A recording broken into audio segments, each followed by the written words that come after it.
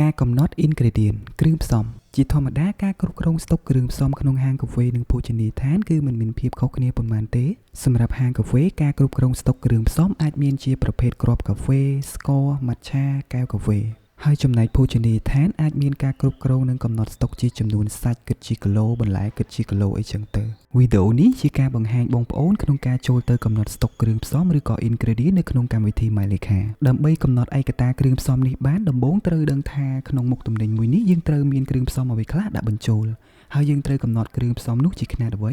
ឧទាហរណ៍ថាកាហ្វេខ្មៅ1កែវត្រូវមានគ្រាប់កាហ្វេចំនួន20ក្រាមនិងកែវជ័រចំនួន1អញ្ចឹងកាហ្វេគិតជាក្រាមនិងកែវជ័រគិតជាឯកតាចំនួន1ធម្មតាដូច្នេះយើងត្រូវតែចូលទៅបង្កើតប្រភេទគ្រឿងផ្សំទាំងនោះសិនគឺយើងចូលមកកាន់ POS មកហើយជ្រើសរើសពាក្យ item ជ្រើសរើស ingredient ចុចលើសញ្ញាបូកដើម្បីបង្កើតថ្មីដំបូងយើងទៅបង្កើតកែវជ័រមួយសិន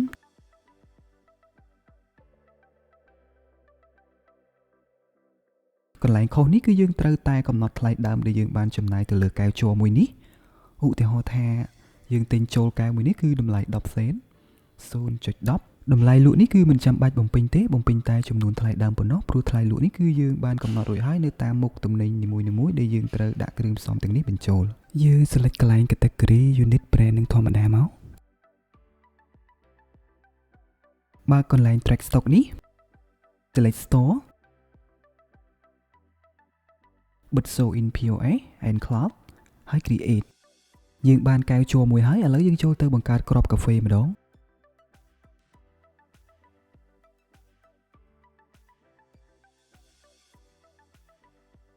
កន្លែងខុសនេះបងប្អូនត្រូវចំណាំថាគ្រាប់កាហ្វេគឺយើងគិតជាក្រាមហើយពេលដែលយើងលក់មួយកែវគឺវាកាត់ស្តុកជាក្រាមដែរអញ្ចឹងយើងត្រូវតែកំណត់ចំនួនថ្លៃដើមជាតម្លៃ1ក្រាមអញ្ចឹងកាហ្វេ1000ក្រាមវាស្មើនឹង1គីឡូហើយ1គីឡូស្មើនឹង$10ដូច្នេះបងប្អូនត្រូវស្វែងរកតម្លៃឯកតានោះគិតជា1ក្រាមចង់ដឹង1ក្រាមតម្លៃប៉ុន្មាន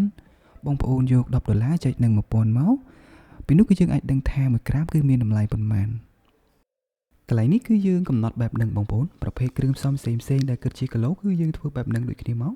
កន្លែង price នេះគឺយើងមិនចាំបាច់ដាក់ទេ select category brand unit ហើយយើងបើក track stock ដូចមុនមក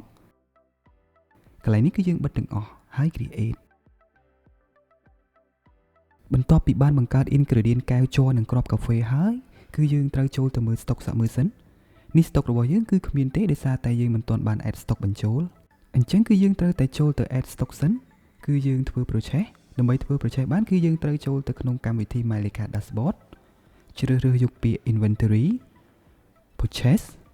add new ហើយយើងបំពេញព័ត៌មានធម្មតាមក select store select supplier employee បន្ទាប់មកទៀតគឺយើងចូលទៅធ្វើការ select គ្រឿងផ្សំដែលយើងចង់បញ្ចូលនិយាយរួមទៅគឺគ្រឿងផ្សំពីរមុខដែលយើងបានបង្កើតអំបញ្ញមិញទី1គឺកែវកាហ្វេជ័រទី2គឺគ្រាប់កាហ្វេឧទាហរណ៍ថាកែវកាហ្វេយើងទិញចូលស្តុកចំនួន100ហើយគ្រាប់កាហ្វេគឺយើងទិញចូលស្តុកចំនួន1000ក្រាមស្មើនឹង1គីឡូនឹងឯងកន្លែងនេះត្រូវដាក់ចំនួនកំងនិង ratio បើបងប្អូនដាក់តែចំនួនកំងអត់បានដាក់ ratio ទេចំនួនស្តុកគឺវានឹងអត់បញ្ចូលទេអញ្ចឹងតើតែបងប្អូនដាក់កន្លងហ្នឹងគឺបំពេញទាំងពីរឲ្យស្មើគ្នាមកឧទាហរណ៍ថាយើងទិញចូល100ហើយ ratio 100ឥឡូវនេះគឺខ្ញុំសុំបន្តទៅ add គ្រាប់កាហ្វេចំនួន1000ក្រាមទៀតសិន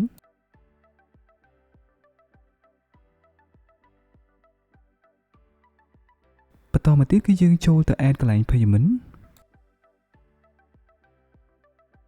រួចហើយយើង create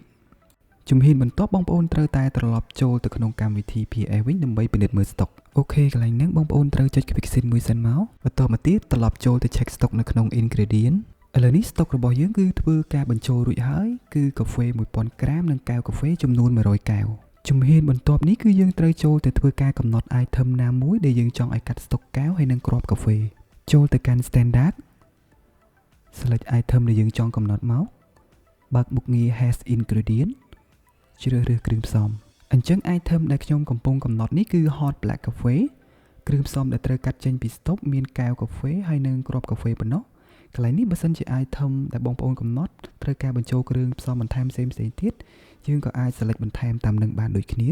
អូខេកន្លែងនេះកែវគឺយើងកាត់ចេញទៅមួយទេគ្រាប់កាហ្វេក្នុងមួយកែវនេះខ្ញុំសូមដាក់ឲ្យវាកាត់ចេញចំនួន20ក្រាមចុះ